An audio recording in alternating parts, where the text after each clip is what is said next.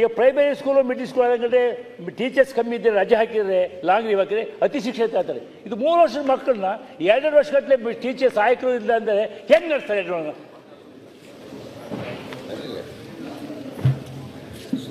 ಸನ್ಮಾನ್ಯ ಅಧ್ಯಕ್ಷರೇ, ಏನು ನಮ್ಮ ಶಾಂತನಗೌಡ ಹೊನ್ನಾಳಿ ಶಾಸಕರು ಪ್ರಶ್ನೆಯನ್ನು ಕೇಳಿದ್ದಾರೆ, ಅದಕ್ಕೆ ನಾನು ಉತ್ತರವನ್ನು ಆಲ್ರೆಡಿ ಅವ್ರಿಗೆ ಒದಗಿಸಿದ್ದೀನಿ. ಬಟ್ ಅವ್ರಿಗೆ ಕ್ಲಾರಿಫಿಕೇಷನ್ ಮಾಡಬೇಕು ಅನ್ನೋಕ್ಕಿಂತ ಮುಂಚೆ ಅವ್ರು ಹೇಳಿದ್ರು 2 ವರ್ಷದಿಂದ ಖಾಲಿ ಇದೆ ಅಂತ ನನಗೆ ಹೇಳ್ತಾ ಇದ್ದೀರ.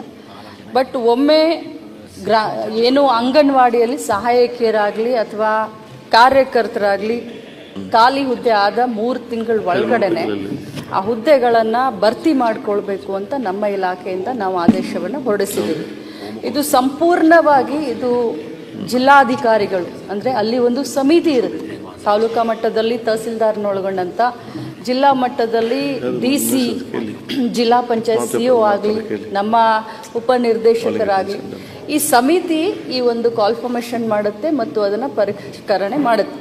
2022 ನಂತರ ಮೊದಲು ಇವನ್ನ ನಾವು ಮ್ಯಾನ್ಯುವಲ್ ಆಗಿ ನಾವು ಹುದ್ದೆಗಳನ್ನು ಭರ್ತಿ ಮಾಡ್ತಾ ಇದ್ವಿ. ಆದರೆ 2022 ನಂತರ ಇದು ತಂತ್ರಾಂಶದ ಮುಖಾಂತರ ಈ ಹುದ್ದೆಗಳನ್ನು ನಾವು ಆನ್ಲೈನ್ ಮೇಲೆ ಹುದ್ದೆಗಳನ್ನು ಭರ್ತಿ ಮಾಡೋಕ್ಕೆ ಶುರು ಮಾಡಿದ್ವಿ ಅಧ್ಯಕ್ಷರೇ. ಯಾಕಂತಂದರೆ ಬಹಳಷ್ಟು ಪ್ರಾಬ್ಲಮ್ಗಳು ಶುರು ಆಯಿತು, ಬಹಳಷ್ಟು ಇನ್ಫ್ಲುಯೆನ್ಸ್ ಆಗೋಕ್ಕೆ ಶುರು ಆಯಿತು, ಕೆಲವು ಜನರಿಗೆ ಅನ್ಯಾಯ ಆಗಲಿಕ್ಕೆ ಶುರು ಆಯಿತು. ಸೊ ಹೀಗಾಗಿ ನಾವು ಇದನ್ನು ತಂತ್ರಾಂಶದ ಮುಖಾಂತರ ಇದನ್ನು ಮಾಡಲಿಕ್ಕೆ ಶುರು ಮಾಡಿದ್ವಿ. ಈಗ ಸ್ಪೆಸಿಫಿಕ್ ಆಗಿ ಏನು ನಮ್ಮ ಹೊನ್ನಾಳಿ ಶಾಸಕರು ಏನು ಪ್ರಶ್ನೆನ ಕೇಳಿದ್ದಾರೆ, ಇದರಲ್ಲಿ ಏನಾಗಿದೆ ಅಂತಂದರೆ, ನಾವು ಜಿಲ್ಲಾ ಅಧಿಕಾರಿಗಳಿಗೆ ಒಂದು ಸಮಿತಿಯ ಅಧ್ಯಕ್ಷ ಮಾಡಿ ಈ ಹುದ್ದೆಗಳನ್ನು ಭರ್ತಿ ಮಾಡ್ಕೊಳ್ಬೇಕು ಅಂತ ಹೇಳಿದ ಮೇಲೆ ಕೆಲವು ಸಾಫ್ಟ್ವೇರ್ ಪ್ರಾಬ್ಲಮ್ ಆಗಿರೋದ್ರಿಂದ ಅಪೂರ್ಣವಾದಂಥ ಅರ್ಜಿಗಳನ್ನು ಪೂರ್ಣಗೊಳಿಸಲಿಕ್ಕೆ 10 ದಿನ ಎಕ್ಸ್ಟೆಂಡ್ ಮಾಡಬಹುದು. 3 ತಿಂಗಳಲ್ಲಿ 40 ದಿನ ಅಂದರೆ 90 ದಿನ ಇದರಿಂದ 100 ದಿನ ಮಾಡ್ಕೊಳ್ಬೋದು, ಎಕ್ಸ್ಟೆಂಡ್ ಮಾಡ್ಬೋದು. ಆದರೆ ಸ್ಪೆಸಿಫಿಕ್ ಆಗಿ ನಮ್ಮ ದಾವಣಗೆರೆ ಜಿಲ್ಲಾ DC ಅವರು ಏನು ಮಾಡಿದ್ದಾರೆ ಅಂತಂದರೆ, ಸಂಪೂರ್ಣವಾದಂಥ ಇದನ್ನೇ ಕ್ಯಾನ್ಸಲ್ ಮಾಡಿ ರಿಕ್ರೂಟ್ ಮಾಡಲಿಕ್ಕೆ ಅವರು ಆದೇಶವನ್ನು ಕೊಟ್ಟಿರೋದ್ರಿಂದ ಸ್ವಲ್ಪ ಗೊಂದಲ ಆಗಿ ಸ್ವಲ್ಪ ಟೈಮ್ ಜಾಸ್ತಿ ತಗೊಂಡಿದ್ದಾರೆ. ಆದರೆ ತಾವೇ ಸದನಕ್ಕೆ ಹೇಳಿದ ಹಾಗೆ ಈಗಾಗಲೇ ತಾತ್ಕಾಲಿಕ ಪಟ್ಟಿಯನ್ನು ಕೂಡ ಈಗಾಗಲೇ ಪ್ರಕಟ ಮಾಡಿದ್ದಾರೆ. ಬಹುಶಃ ಇನ್ನೊಂದು ವಾರದ ಒಳಗಡೆ ಈ ಸಮಸ್ಯೆ ಬಗೆಹರಿಸ್ತೀವಿ ಅಂತ ಹೇಳಲಿಕ್ಕೆ ಬಯಸ್ತೀವಿ. ಓಕೆ ಮೇಡಮ್, ಇನ್ನು ಮುಂದೆ ಈ ಥರ ಆಗಬಾರ್ದು ಮೇಡಮ್. 2 ವರ್ಷ ಬೇಕು. ಯಾಕೆಂದರೆ ಇದೇ KPS ಎಲ್ಲ ಸ್ಟೇಟ್ ಕಮಿಟಿ ಅಲ್ಲ, ಅಲ್ಲೇ DCಗೆ ಅಲ್ಲೇ ಇರ್ತಾರೆ, ಕಮಿಟಿ ತಾಲೂಕು ಅಧಿಕಾರಿ ಇರ್ತಾರೆ.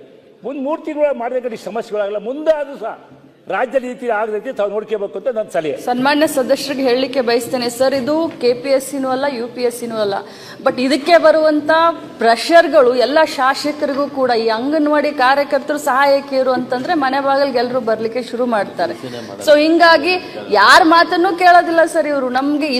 ನಮ್ಗೆ ಮೆರಿಟ್ಟು, ಅಲ್ಲಿ ವಿಧವೆಯರಿಗೆ ಇಷ್ಟು ಕೊಡಬೇಕು, SC STಗಳಿಗೆ, ಹ್ಯಾಂಡಿಕ್ಯಾಪ್ಟು, ಆಸಿಡ್ ವಿಕ್ಟಿಮ್ಸ್ಗಳಿಗೆ ಅಂತ ಏನೆಲ್ಲ ನಾವು ನಾರ್ಮ್ಸ್ ಬರೆದು ಕಳಿಸಿದ್ರು ಕೂಡ ಬಹಳಷ್ಟು ನಮಗೆ ಪ್ರೆಷರ್ನ ಹಾಕ್ತಾರೆ. ನಿಮ್ಮ ಕಾರ್ಯಕರ್ತರು, ನಿಮ್ಮ ಲೀಡ್ರು, ನಮ್ದು ಒಂದ್ ಕೆಲಸ ನೀವು ಮಾಡೋದಿಲ್ಲ.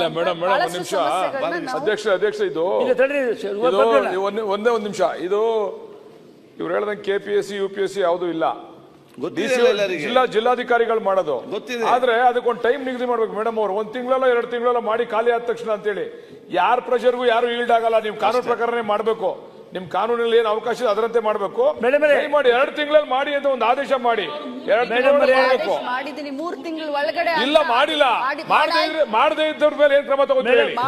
ನಿಮ್ ಜಿಲ್ಲಾಧಿಕಾರಿಗಳು, ನಿಮ್ಮ ಜಿಲ್ಲೆಯ ಅಧಿಕಾರಿಗಳು, ಜಿಲ್ಲಾಧಿಕಾರಿಗಳೆಲ್ಲ ಸೇರಿ ಅವ್ರು ಅದನ್ನ ಸುಮ್ನೆ ತಳ್ಕೊಂಡು ಹೋಗ್ತಕ್ಕಂಥ ಕೆಲಸ ಮಾಡ್ತಾರೆ. ದಯಮಾಡಿ ಏನ ಕ್ರಮ ತಗೋಬೇಕಲ್ಲ ಅವ್ರ ಮೇಲೆ. ಮೇಡಮರೇ, ನೀವಲ್ಲ ನಾನಲ್ಲ, ಮುಖ್ಯಮಂತ್ರಿ ಹೇಳಿದ್ರು ಸಹ ಕಾನೂನು ಬಿಟ್ಟು ಮಾಡ್ತಕ್ಕಂಥ ಪರಿಸ್ಥಿತಿ ಇಲ್ಲ. High court supreme court clear judgement ಐತಿ.